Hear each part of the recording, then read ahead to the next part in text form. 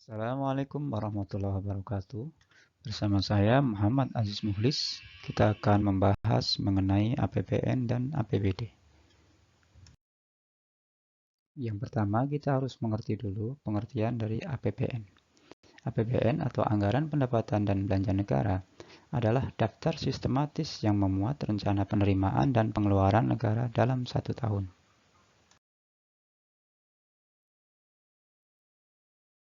Selanjutnya, kita akan membahas mengenai fungsi dari APBN. Yang pertama, fungsi alokasi. Anggaran negara harus diarahkan untuk mengurangi pengangguran dan pemborosan sumber daya, serta meningkatkan efisiensi dan efektivitas perekonomian. Fungsi yang kedua, fungsi distribusi. Kebijakan anggaran negara harus memperhatikan rasa keadilan dan kepatutan. Fungsi yang ketiga, fungsi stabilisasi.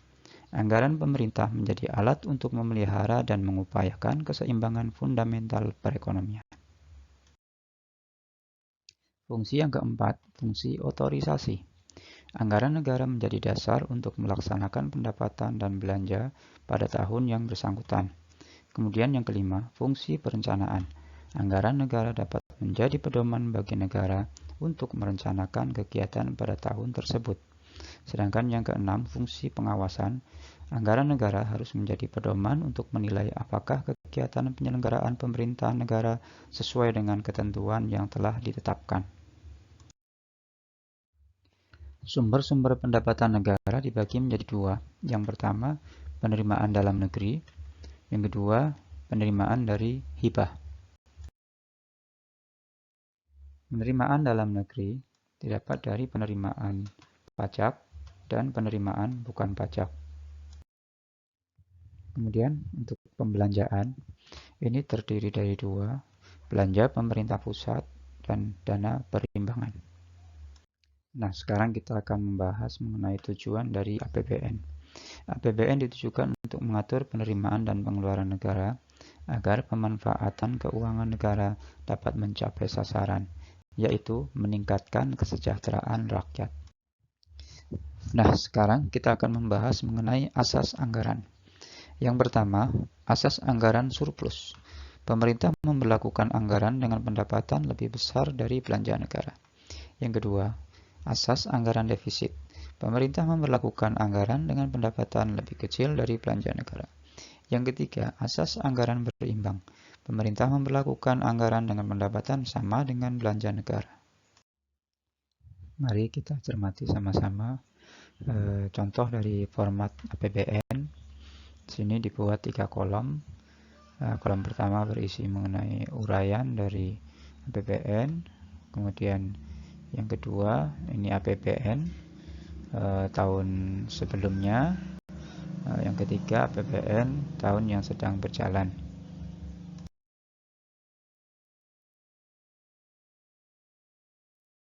Nah, ini merupakan contoh data pendapatan dan pengeluaran negara X tahun 2020 dalam miliar rupiah.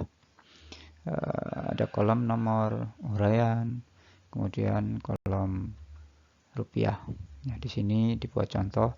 Yang pertama pendapatan negara, yang kedua belanja negara. Nah, silakan disimak dan dipelajari. Selanjutnya kita akan membahas mengenai apa pengaruh dari APBN terhadap perekonomian suatu negara. Yang pertama, kebijakan defisit ini cenderung mendorong terjadinya kenaikan harga atau inflasi. Yang kedua, kebijakan surplus ini cenderung mendorong terjadinya penurunan harga atau deflasi. Setelah sebelumnya kita membahas mengenai APBN, nah sekarang kita akan membahas mengenai APBD atau Anggaran Pendapatan dan Belanja Daerah. Apa itu APBD? APBD adalah daftar sistematis yang memuat rencana penerimaan dan pengeluaran daerah dalam satu tahun. Yang termasuk dalam anggaran pendapatan daerah, pertama, pendapatan asli daerah atau PAD. Ini meliputi pajak daerah, retribusi daerah, hasil pengelolaan kekayaan daerah, dan penerimaan lain-lain. Kedua, bagian dana perimbangan meliputi dana bagi hasil, dana alokasi umum, dan dana alokasi khusus. Yang ketiga, lain-lain pendapatan yang sah seperti dana hibah atau dana darurat.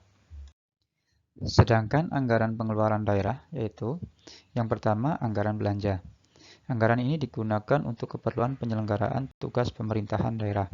Yang kedua, pembiayaan, yaitu setiap penerimaan yang perlu dibayar kembali dan atau pengeluaran yang akan diterima kembali, baik pada tahun anggaran yang bersangkutan maupun tahun-tahun anggaran berikutnya. Dana alokasi umum atau DAU adalah sejumlah dana yang dialokasikan kepada setiap daerah otonom seperti provinsi, kabupaten, atau kota. Ini di Indonesia setiap tahunnya sebagai dana pembangunan. DAU merupakan salah satu komponen belanja pada APBN, dan ini menjadi salah satu komponen pendapatan pada APBD. Tujuan dari DAU adalah sebagai pemerataan kemampuan keuangan antar daerah untuk mendanai kebutuhan daerah otonom dalam rangka pelaksanaan desentralisasi. Sedangkan dana alokasi khusus atau DAK adalah alokasi dari anggaran pendapatan belanja negara kepada provinsi, kabupaten, atau kota dengan tujuan untuk mendanai kegiatan khusus yang merupakan urusan pemerintahan daerah dan sesuai dengan prioritas nasional. DAK termasuk dana perimbangan, di samping dana alokasi umum. Demikian penjelasan mengenai APBN dan APBD. Terima kasih. Assalamualaikum warahmatullahi wabarakatuh.